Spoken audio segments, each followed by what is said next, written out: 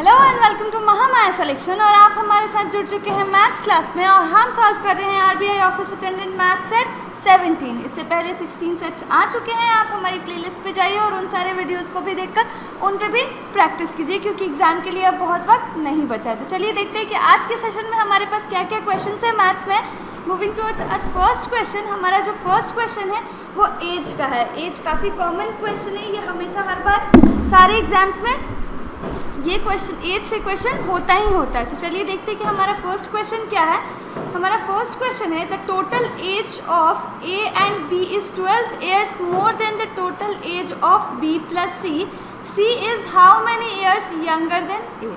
Question की कहने का मतलब है कि जो ए और बी है, ए और बी इनकी जो एज का सम है वो बी और सी की एज के सम से 12 साल ज़्यादा है। तो हमसे पूछा ये गया है कि सी जो है वो ए से कितना साल छोटा है। तो चलिए इस क्वेश्चन को सॉल्व करना शुरू करते हैं। देखते हैं कि हमें क्या करना है।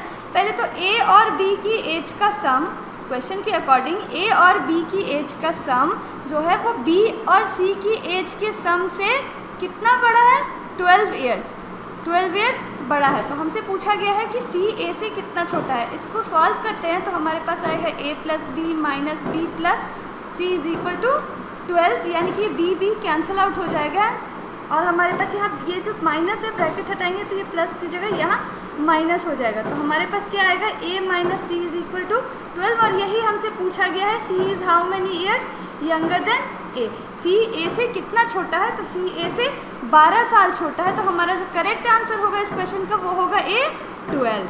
Moving towards the next question. जो नेक्स्ट क्वेश्चन है हमारा वो ये प्रॉफिट एंड लॉस का है। क्वेश्चन है a person incurs a 5% loss on selling a watch for ₹1140। At what price should the watch be sold to earn 5% profit. Question के कहने का मतलब कि एक व्यक्ति है जिसने एक घड़ी को 1140 रुपये में बेचा तो उसे 5% का लॉस हुआ। 1140 रुपये में बेचने पर उसे 5% का लॉस हो रहा है, उसे हानि हो रही है।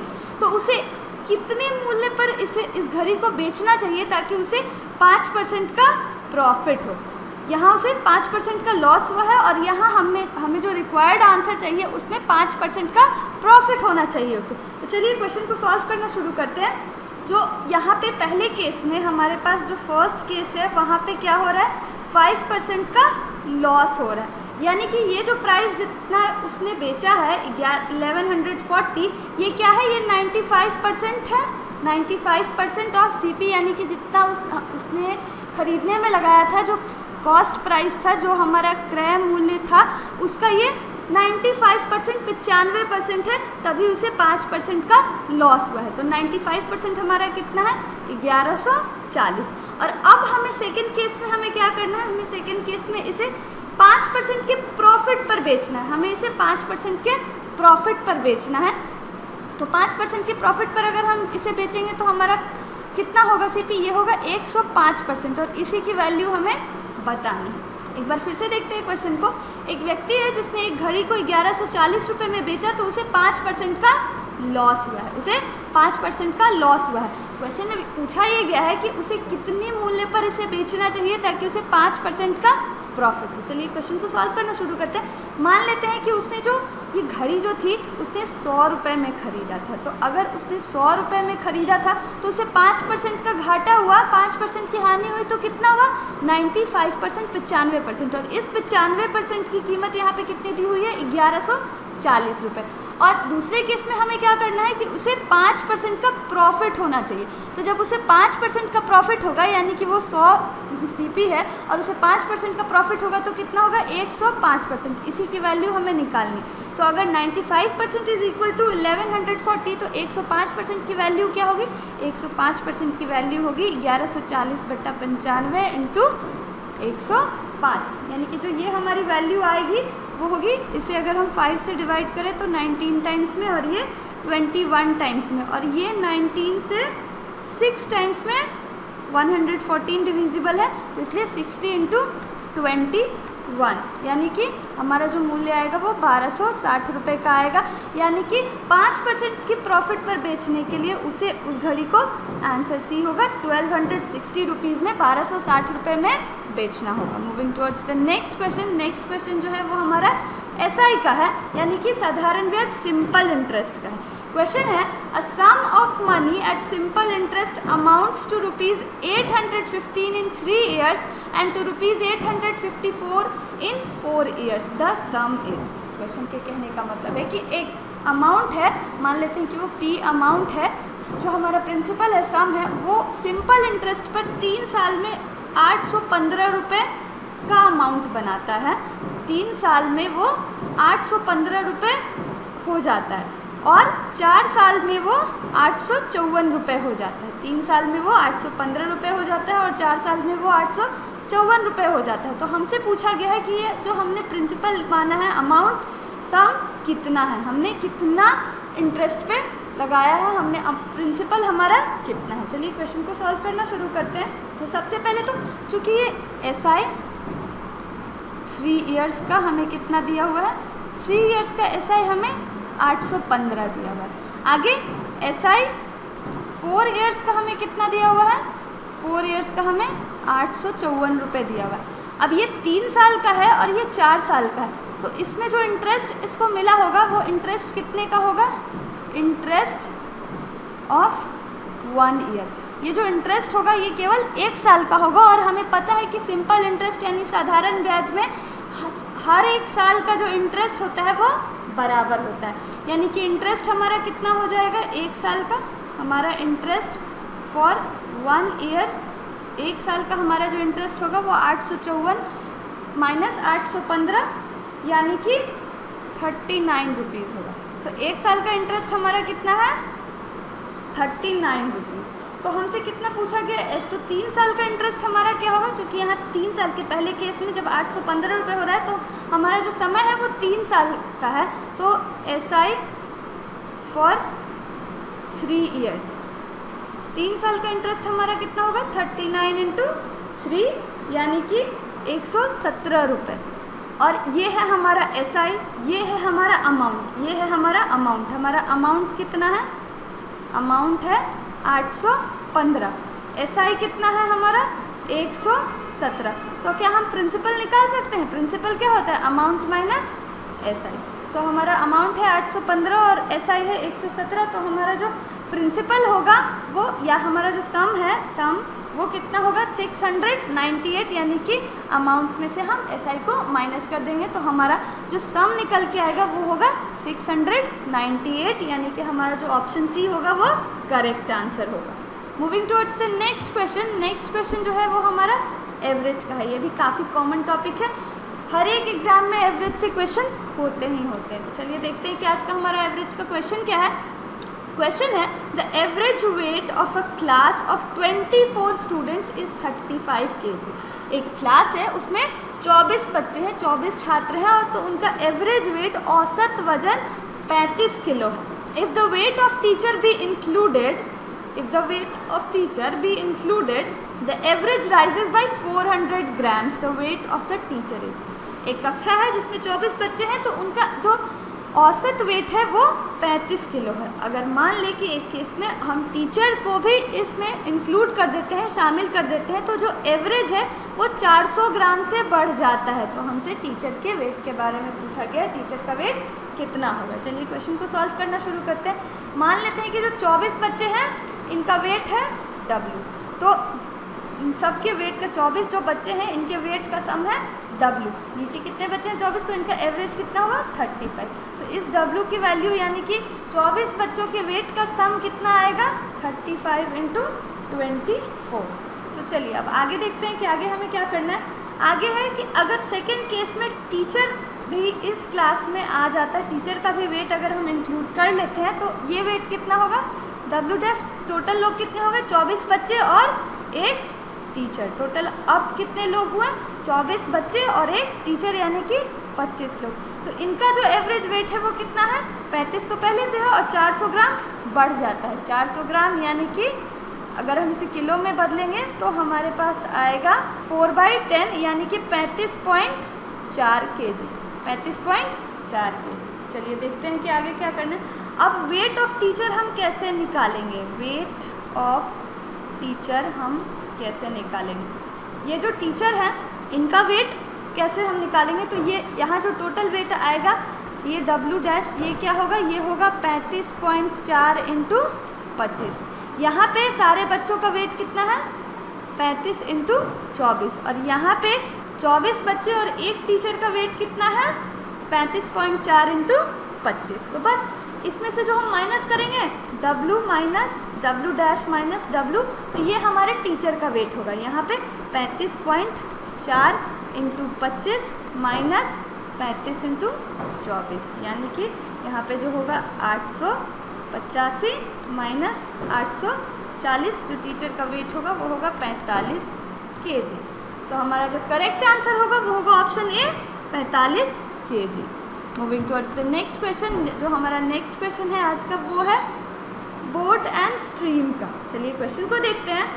अ boat sails 15 kilometre of a river towards upstream in 5 hours.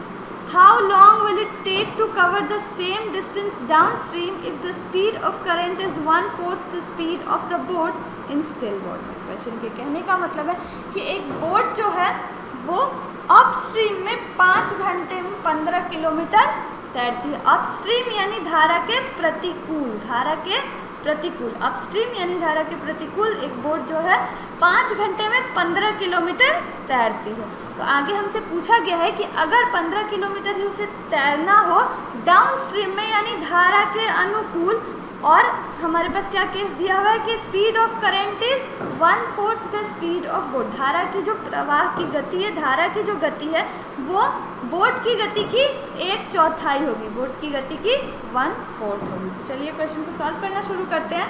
हमारे पास जो स्पीड है अपस्ट्रीम में वो क्या है, बोट की स्पीड माइनस करंट की स्पीड, जो धारा है उसकी स्पीड, यानी वो हमें कितना दिया हुआ है यहाँ पे 15/5, क्योंकि उसने 15 किलोमीटर तैरा है 5 घंटे में। तो हमारी स्पीड अपस्ट्रीम में कितनी होगी, ये होगी 3 किलोमीटर पर घंटे। चलिए अब आगे देखते हैं। अब हमारी डाउनस्ट्रीम की स्पीड कितनी होगी, डाउनस्ट्रीम की स्पीड, डाउनस्ट्रीम में स्पीड बोट प्लस करंट की स्पीड, डाउनस्ट्रीम में स्पीड क्या होती है बोट प्लस, अपस्ट्रीम में हम यहाँ माइनस कर लेते हैं क्योंकि धारा के प्रतिकूल जो प्रवाह होती है वो गति होती है वो स्पीड कम होती है, और धारा के अनुकूल दिशा में धारा के साथ जो स्पीड होती है वो ज़्यादा होती है। तो इसलिए हम यहाँ पे बोट और स्ट्रीम की स्पीड को ऐड कर लेते हैं। आगे देखते हैं। आगे क्वेश्चन में हमें दिया गया है कि जो धारा की गति है वो बोट की गति की 1/4 है, धारा की जो गति है वो नाव की गति की 1/4 है, यानी कि यहाँ पे जो हमारा इक्वेशन बनता है वो ये बनता है कि बोट की स्पीड जो है वो धारा की स्पीड की 4 गुना है। तो इसे हम इस तरह से भी लिख सकते हैं b minus S is equal to 3 या फिर 3s, b minus S is equal to 3s। इसे अगर हम इक्वेट करें इसे तो हमारे पास b is equal to 4s नहीं आएगा। तो चलिए इसको आगे सॉल्व करते हैं। तो ये हमारे पास क्या वैल्यू निकल के आएगी, s की वैल्यू 1 होगी और b की वैल्यू हमारे पास 4 होगी। आगे देखते हैं b प्लस एस हमारे पास बोट, और अगर हम धारा की गति को जोड़ें तो हमारे पास b की वैल्यू दी हुई है 4 और s की वैल्यू दी हुई है 1, तो कितना आएगा 5 किलोमीटर पर आवर, यानी कि डाउनस्ट्रीम में जो हमारी स्पीड है, डाउनस्ट्रीम में हमारी स्पीड है b प्लस एस, वो कितनी होगी 5 किलोमीटर पर घंटे।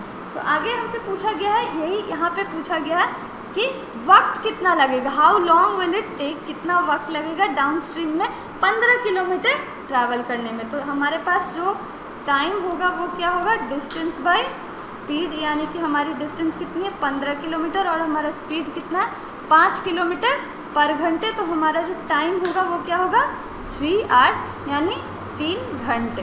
तो हमारा जो करेक्ट आंसर होगा वो होगा option B 3 hour. Moving towards the next question, जो हमारा नेक्स्ट क्वेश्चन है वो है नंबर का, and the question is if the number 517 question mark 324 is completely divisible by 3, then the smallest whole number in place of question mark will be। Question के कहने का मतलब कि हमें एक संख्या दी गई है, संख्या है 5 1 7 क्वेश्चन मार्क 3 2 4। ये अगर 3 से पूरी तरह विभाजित हो, ये संख्या 3 से अगर पूरी तरह विभाजित है तो इस क्वेश्चन मार्क में आने वाला जो सबसे छोटी संख्या होगी वो क्या होगी। इस क्वेश्चन मार्क में आने वाली जो सबसे छोटी संख्या होगी वो क्या होगी। तो चलिए देखते हैं। क्योंकि यहाँ पे इसे हमें 3 से विभाजित करना है, 3 से डिवाइड करना है, तो 3 से जो डिविजिबिलिटी रूल होता है, 3 से जो विभाजन रूल होता है वो ये होता है कि जो भी हमें संख्या दी गई है उनका सम जो अगर आए वो 3 से अगर पूरी तरह विभाज्य है, 3 से अगर वो पूरी तरह डिविजिबल है तो वो जो संख्या दी हुई है वो भी 3 से पूरी तरह डिविजिबल होगी, 3 से पूरी तरह विभाज्य होगी। यानी क्वेश्चन के कहने का मतलब कि अगर 5 + 1 + 7 प्लस क्वेश्चन मार्क +3 +2 +4, ये हमारे पास कितना आएगा, ये इस क्वेश्चन मार्क को मान लेते हैं कि ये x है, तो हमारे पास क्या आएगा, हमारे पास आएगा 22 + x।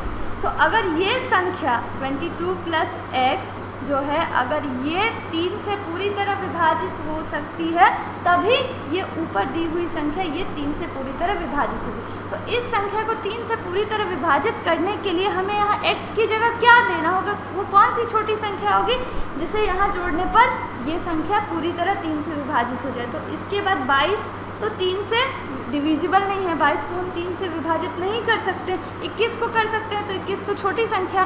22 के बाद आने वाली वो संख्या जो 3 से विभाजित हो, 23 भी नहीं है, 24 है, 3 से 24 8 बार में डिविजिबल है। तो यहाँ इसे 24 बनाने के लिए हमें जो x की वैल्यू रखनी होगी वो क्या होगी 2। तो ये क्या बन जाएगा, ये बन जाएगा 24, और ये 24 जो है वो 3 से पूरी तरह विभाजित होती है। तो हमारी जो सबसे छोटी संख्या होगी, स्मॉलेस्ट होल नंबर होगा, वो क्या होगा 2 होगा। सो एक यहाँ जो क्वेश्चन मार्क की वैल्यू है वो 2 होगी और हमारा ऑप्शन ए 2 करेक्ट आंसर होगा। Moving towards the next question.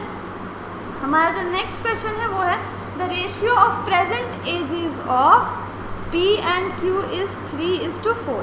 5 years ago the ratio of their ages was 5:7. Find their present ages. Question ratio क्या है और हमसे पूछा गया है कि P और Q दो व्यक्ति हैं, P और Q, उनकी प्रेजेंट एज वर्तमान आयु का जो अनुपात है वो 3:4 है, 3:4 है। 5 साल पहले उनकी आयु का जो रेशियो था, उनकी आयु का जो अनुपात था वो 5:7 था। तो हमसे उनकी प्रेजेंट एज के बारे में पूछा गया। चलिए क्वेश्चन को सॉल्व करते हैं। आज का जो प्रेजेंट रेशियो है वो कितना है 3:4। तो मान लेते हैं कि उनकी जो प्रेजेंट एज है आज के डेट में जो P और Q की एज है वो कितनी है 3x और 4x है। मान लिया हमने कि 3x और 4x है। आगे क्वेश्चन के अकॉर्डिंग 5 साल पहले उनकी एज का रेशियो कितना था 5:7। अब हमने एज माना है, इसमें से 5 माइनस करेंगे, यानी कि 5 साल पहले उनकी एज का रेशियो कितना था 5:7। तो यहाँ पे जो इक्वेशन बन के आता है वो ये आता है, ये इक्वेशन आता है हमारे पास। इस इक्वेशन को हम जब सॉल्व करते हैं तो हम देखते हैं कि हमारे पास क्या आएगा कि इस x - 35 = 20x - 25। तो हमारे जो ये 21 में से 20 जाएगा तो हमारे पास x बचेगा, और यहाँ इधर इसको प्लस में करेंगे तो हमारे पास x की वैल्यू जो होगी वो 10 आएगी। x की वैल्यू कितनी आएगी 10 आएगी, और हमने इनिशियल एज कितना माना है 3x और 4x। तो दोनों की प्रेजेंट एज हमें पता करनी है। तो P की हमारी प्रेजेंट एज कितनी होगी, P की प्रेजेंट एज 3x यानी कि 3 × 10 यानी कि 30 ईयर्स, और Q की जो हमारी प्रेजेंट एज होगी वो होगी 4x यानी कि 4 × 10 40 ईयर्स। तो हमारा जो करेक्ट आंसर होगा वो होगा 30 years and 40 years. Moving towards the next question. Next question जो है वो हमारा टाइम एंड वर्क का है। चलिए क्वेश्चन को देखते हैं। क्वेश्चन है ABC together can do a piece of work in 10 days. 3 व्यक्ति हैं A, B और C, ये तीनों मिलकर एक काम को 10 दिन में कर सकते हैं। All the 3 started working at it together and after 4 days A left. तीनों ने मिलकर काम करना शुरू किया, लेकिन 4 दिन के बाद A ने काम छोड़ दिया। Then B and C together completed the work in 10 more days. जब A ने काम छोड़ दिया उसके बाद B और C ने मिलकर काम को आगे 10 दिनों में पूरा किया। In how many days can A complete a work alone? So हमसे क्वेश्चन में पूछा गया है कि A जो है A वो इस काम को अकेले कितने दिनों में कर सकता है। तो चलिए क्वेश्चन को सॉल्व करना शुरू करते हैं। हमें दिया हुआ है कि a प्लस बी प्लस सी ये एक काम को कितने दिनों में करते हैं, ये एक काम को 10 दिनों में करते हैं, एक काम को 10 दिनों में करते हैं। तो a प्लस बी प्लस सी एक दिन में कितना काम करेंगे, एक दिन में कितना काम करेंगे, ये एक दिन में 1/10 काम करेंगे। एक दिन में a प्लस बी प्लस सी एक काम को 10 दिन में करते हैं, तो एक दिन में कितना काम करेंगे, 1/10 काम करेंगे। तो शुरू के 4 दिनों में a plus B plus C 4 day work, 4 दिनों में जब इन लोगों ने साथ काम किया था तो कितना काम किया था, शुरू में 4 दिनों में इन लोगों ने, एक दिन में ये 1/10 काम करते हैं, तो 4 दिन में ये कितना काम करेंगे, 4 × 1/10 यानी कि 2/5 ये काम 4 दिनों में कर चुके होते हैं। तो अब 2/5 काम हो चुका होता है, तो रिमेनिंग काम कितना होगा हमारा, रिमेनिंग वर्क होगा 2/5 काम पहले हो चुका है, तो हमारा रिमेनिंग वर्क होगा 3/5। अब ये 3/5 जो काम है ये कौन करेगा, ये बी और सी मिलकर करेंगे, और कितने दिनों में करेंगे, 10 दिनों में करेंगे। तो चलिए आगे देखते हैं कि आगे हमारे पास क्या है। आगे बी और सी मिलकर इस काम को करते हैं, तो बी और सी ये दोनों जो हैं ये 10 दिन में काम करते हैं, 10 डेज में कितना काम करेंगे, 3/5 वर्क करेंगे। तो B प्लस सी एक दिन में कितना काम करते हैं, B प्लस सी अगर 10 दिन में 3/5 काम करते हैं, तो एक दिन में कितना काम करेंगे, ये करेंगे 3/5 × 1/10 यानी कि 3/50 काम ये B प्लस सी मिलकर एक दिन में करते हैं। अब हमारे पास B प्लस सी का काम हमें मालूम है 3/50, और तीनों मिलकर 1/10 काम करते हैं। A प्लस बी प्लस सी तीनों मिलकर एक दिन में 1/10 काम करते हैं, जिसमें से B प्लस सी ने 3/50 काम किया होता है। तो हम क्या एक दिन का काम निकाल सकते हैं। सो हमारे पास एज 1 डे वर्क हमारा कितना होगा, ये होगा A plus B plus C's 1 day work minus B plus C's 1 day work. चलिए इसको सॉल्व करते हैं। तो यह हमारे पास क्या आएगा, 1/10 माइनस 3/50। तो हमारे पास जो वैल्यू निकल के आएगी वो 1/25। अब A जो है एक दिन में 1/25 काम करता है, A जो है वो एक दिन में 1/25 काम करता है। A 1 day 1/25 work. So A एक काम को कितने दिन में करेगा, एक काम को वो 25 दिन में करेगा। A एक दिन में 1/25 काम करता है, तो एक काम को वो कितने दिन में करेगा, 25 दिन में करेगा। तो इस तरह हमारा जो करेक्ट आंसर आएगा वो होगा A 25, यानी कि 25 दिन में वो एक काम को पूरा करता है। Moving towards the next question, जो हमारा नेक्स्ट क्वेश्चन होगा वो होगा ट्रेन का। हमारा जो नेक्स्ट क्वेश्चन है वो ट्रेन का है। चलिए क्वेश्चन को पढ़ते हैं। A train speeds past a pole in 15 seconds and a platform 100 metre long in 25 seconds। Its length is. Question के कहने का मतलब एक ट्रेन है जो एक पोल को 15 सेकंड में पार कर जाती है। एक ट्रेन है वो एक पोल को 15 सेकंड में पार कर जाती है, और एक प्लेटफॉर्म जो 100 मीटर लंबा है, एक प्लेटफॉर्म जिसकी लंबाई 100 मीटर है, उसे वो 25 सेकंड में पार करती है। तो हमसे ट्रेन की लंबाई के बारे में पूछा गया, ट्रेन की लंबाई क्या है। चलिए क्वेश्चन को देखते हैं। मान लेते हैं कि जो ट्रेन की लंबाई है वो क्या है, L है। सो उसे पोल पार करने में कितना वक्त लगेगा, 15 सेकंड। यानी कि ट्रेन की लंबाई हमने L माना और ट्रेन की स्पीड को हमने S मान लिया, ट्रेन की स्पीड को हमने S मान लिया। तो इसे पोल को पार करने में कितना वक्त लगा, 15 सेकंड। आगे देखते हैं तो हमारा स्पीड क्या निकल के आएगा, हमारा स्पीड निकल के आएगा L/15। आगे देखते हैं। और इसे प्लेटफॉर्म को पार करने में कितना वक्त लगेगा, जब ये प्लेटफॉर्म को पार करेगी तो ट्रेन अपनी भी लंबाई को पार करेगी, इसलिए जो टोटल लंबाई यहाँ पे होगी वो L+100 यानी ट्रेन की लंबाई और प्लेटफॉर्म की लंबाई। और इसे पार करने में वक्त कितना लगा, 25। तो स्पीड ट्रेन की कितनी होगी, दोनों ही केस में ट्रेन की स्पीड सेम होगी, यानी कि यहाँ भी स्पीड L/15 15 हो गई।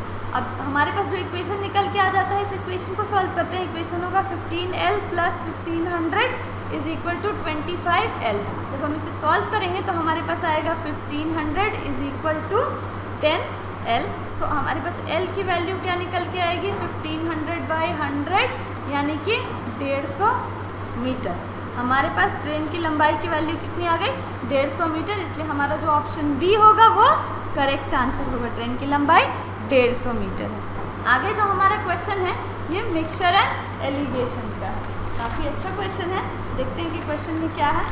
क्वेश्चन है a can contains a mixture of 2 liquids A and B in the ratio 7:5। एक कैन है जिसमें 2 तरह के लिक्विड्स हैं, लिक्विड A और लिक्विड B, जिनका रेशियो 7:5 है। When 9 liters of mixture are drawn off and the can is filled with B, the ratio of A and B becomes 7:9। क्या किया जाता है कि उस कैन में से 9 लीटर मिक्सचर को निकाल लिया जाता है। 9 लीटर मिक्सचर यानी A और B का जो मिक्सचर उस कैन में है, उसमें से 9 लीटर मिक्सचर निकाल लिया जाता है और उसमें 9 लीटर B, केवल और केवल B भर दिया जाता है। यानी कि जो बचे हुए हैं उनमें 9 लीटर B को भर दिया जाता है। तो अब जो नया रेशियो A और B का बनता है वो क्या है, 7:9। तो हमसे पूछा गया है कि how many litres of liquid A was contained by the can initially, यानी कि A में शुरू में A जो लिक्विड था वो कितना था, यानी इस 7 की वैल्यू हमें निकालनी। चलिए क्वेश्चन को सॉल्व करना शुरू करते हैं। मान लेते हैं कि हमारे पास जो कैन है ना A और B, उसमें 7x A है और 5x B है, तो ये टोटल कितना हो गया, ये टोटल 12 हो गया। तो अब हमारे पास जब हमने 9 लीटर निकाल लिया, 9 लीटर टेकन आउट, जब हमने 9 लीटर निकाल लिया तो हमारे पास A कितना बचेगा, हमारे पास A बचेगा 7x - 7/12 × 9। इस 9 में से A होगा और उतना A हमने बाहर निकाल लिया। जब हम इसे सॉल्व करेंगे तो हमारे पास क्या आएगा, 7x - 21/4, ये जो होगा हमारा 3 टाइम्स में और ये जो हमारा 4 टाइम्स में चला जाएगा, ये 7 × 3 यानी 21/4 होगा। चलिए अब देखते हैं कि B कितना बचा हमारे पास। B जो है वो हमारे पास बचेगा 5x - 5/12 × 9। अगेन ये भी क्या होगा हमारा, ये 3 टाइम्स में, ये 4 टाइम्स में, तो ये क्या होगा 5x - 15/4। सो हमारा A जो है वो 7x - 21/4 और B जो है 5x - 15/4 अभी कैन में बचा है, जबकि हमने 9 लीटर मिक्सचर निकाल लिया। आगे हम क्या करते हैं कि हम उसमें 9 लीटर B भर देते हैं, 9 लीटर B भर देते हैं। तो इसमें हम कितना और बढ़ाएंगे, 9 लीटर और बढ़ा देंगे। अब जो रेशियो निकल के आएगा वो कितना होगा, 7:9 होगा। यानी कि जब हम इसे इधर देखेंगे, सॉल्व करना शुरू करेंगे तो हमारे पास क्या आएगा, ये आएगा 7x - 21/4 / 5x - 15/4 + 9। हमने B जो है ये A है और ये B है और इसका रेशियो है 7:9। आगे देखते हैं, जब हम इसे सॉल्व करते हैं तो हमारे पास क्या आएगा, हमारे पास आएगा, जब हम इसे सॉल्व कर लेंगे तो आएगा 28x - 21/20x + 21 = 7:9। और जब हम इसे सॉल्व कर लेंगे तो हमारे पास जो 16x = 48, यानी कि x की वैल्यू हमारे पास 3 आएगी, x की वैल्यू हमारे पास 3 आएगी। और हमसे पूछा गया है कि A कितना था, A हमने शुरू में कितना माना है, 7x, यानी 7 × 3 हमारा कितना हुआ, 21 लीटर, यानी कि हमारा ऑप्शन सी करेक्ट आंसर हो जाएगा। This is all for this session. उम्मीद है कि आपको ये सारे क्वेश्चंस अच्छे लगे होंगे और आपने इन पे प्रैक्टिस की होगी। So keep practising till we meet in the next video and all the very best for exam. Keep preparing and don't forget to like, share and comment and subscribe to Mahamaya Selection. Thank you for watching.